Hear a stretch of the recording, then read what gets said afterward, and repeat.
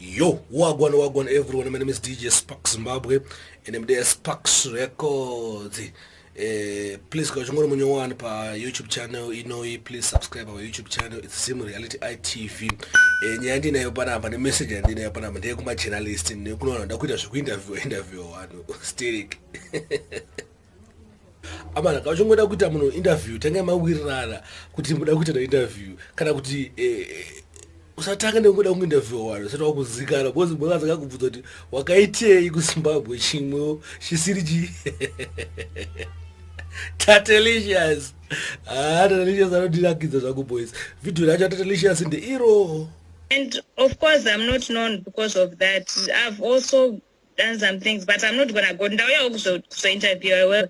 So let's. Wakaita ndezvipi kunze kweCHOYA ndoziya iCHOYA wakaitei kuZimbabwe zvimwe zvaunozikanwa ndezvipi kunze kweCHOYA switi zvimwe zvaunozikanwa ndakaita takaita zvakawanda zvekuti I can't even but still it's not CHOYA ndo chinouya pamusoro handiti CHOYA chako ndo chakatonga wakatotangira wana Bridget iwe CHOYA chako ndo chakatanga kubuda kana chisiricho uchinacho uchineCHOYA wakagera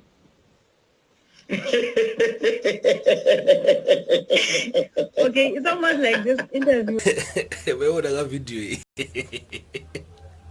azichichi kwecho wakaita kunze kweyo Tatelicious anopedza masports kusvika pamufarira apusisa munhu zvokuti munhu azokuti ndakukata interview yacho.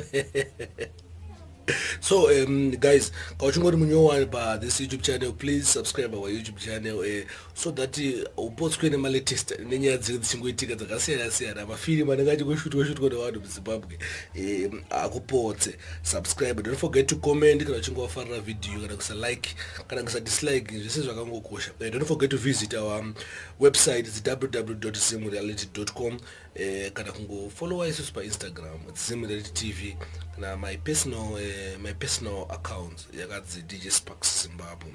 Squibidi, squabada, squibidi.